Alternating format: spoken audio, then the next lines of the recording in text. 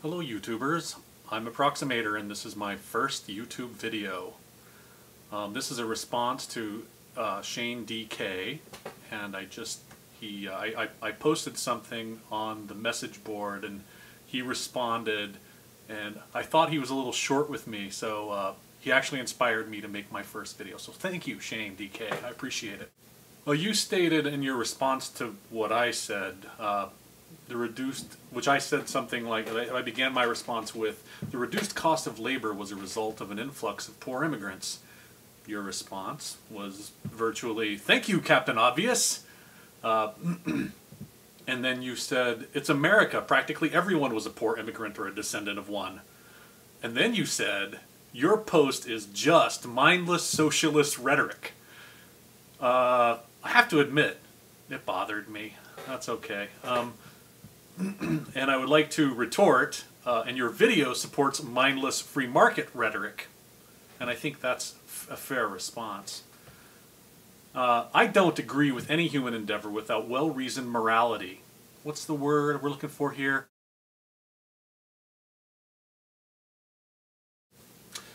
When I design a system, I must take into account ethical, environmental, legal, and political structures, among others, or my system won't work. These extant structures provide requirements as important as any requirements provided by my customer, even though they are not necessarily bound by physical laws. Design of a system is defined by the needs of the end user and is constrained by natural laws and sociopolitical laws. I often think of these as rules, as they are more mutable and also more difficult to deal with. I understand why people get upset, especially the libertarian camps. They get upset about these rules that we all have to follow. So my question to you, shanedk, is why should the free market system exist outside these socially critical rubrics? I must admit, I think this is something of a straw man, as I'm not sure that this is what you mean by your response to me. I'm not sure if that's what you mean in your video, but that's what I think you mean. I want whoever designs our economic system to trade off some of the wonderful free market phenomena that we hope to take advantage of for ethical concerns. If I can get someone to work themselves to death in a coal mine for $1 a day because the market will bear that, i.e. because there are hundreds of workers that would happily die for that amount because it's better than dying of hunger or lack of shelter, it doesn't make it right. Especially in the case where I'm making orders of magnitude more money than anyone else who is putting in an honest day's work. And don't tell me that I'm shouldering all the risk because I'm the business owner. I'm reaping massive benefits without exposure to risk because I've moved the real risks for almost nothing to people that are only getting a choice between horrible situations. At which point we can marvel at the human capacity for punishment across generations of working poor. The laws of supply and demand told our wealthier forebears that they could pay a human less than it takes to keep one enslaved. You said that in your video. Basically, I'm paraphrasing somewhat. The boundary you illuminated is interesting because it shows about what the minimum earnings a human needed to have in order to have food and shelter and, nothing else, because these people are, again, enslaved. The fact that people were so desperate that they agreed to that contract with their employers does not free these employers, those consumers of that cheap labor, from the ethical obligation they had to compensate the laborers for a good day's work. However, in your free market system, there's no need for fairness in a social contract. The labor market could bear those low wages. That's how they are set. I submit to you that the lowest possible wage is not the whole story. The market could bear to pay higher wages, and likely provided a band of possible wages. The reason the wages are pushed toward the low end of the band is simply greed. And since the captains of industry had the power to influence the market, they did so at their own advantage and paid as little as possible, as they do now.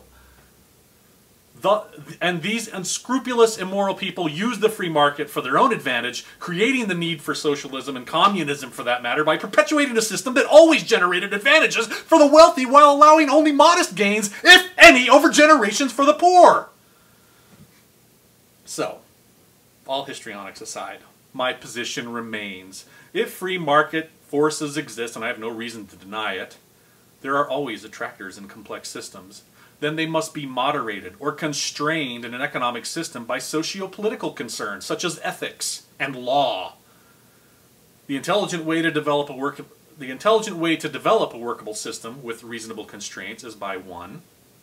Developing the requirements for the system and coming to an agreement as to what we want our economic system to do for us. 2. Conduct trade studies to determine what we can get by giving something else up that we want. Establishing objective measures of effectiveness or performance, metrics. 4. Create a method of feedback to create problems. And there's probably a few more steps in there that I haven't put in yet. shanedk, if you could show me where this happened and prove that a pure free market system fulfilled the requirements of a good economic system within a modern, ethical, political, legal, and global structure, I could get on board with you and the rest of the fundamentalist free marketeers that think that their economic system is the only true economic system. There are many reasons why the Plymouth Colony could have failed under a socialist food production system, but you have insufficient evidence to claim the system was the root cause. I don't think the colonists came from a culture that used that kind of system. So they couldn't have had the social tools to make it work. The fact that the Pilgrims came up with a way that eventually worked for them is not proof that personal property was the reason they were successful. It certainly does not prove that the system they used is scalable to a global economic system. So essentially, I feel like you're making, and I'm going to go off script here, but I feel like you're making an extraordinary claim that the free market system is like this perfect economic system, and if we just followed it, then everything would be as good as it could be. And I think that an extraordinary claim like that requires extraordinary evidence, and frankly, I don't think you have it. So I really enjoy your videos. I've been watching them for a long time. I'll still watch your videos. I just happen to think you're wrong about this, and that's okay. It did bother me, though, that you did the little kind of attack thing, though. I wish you hadn't done that. But then again, I made my first video. Maybe I'll even upload it. So shanedk, once again, I disagree with you. And fellow YouTubers, thanks for watching.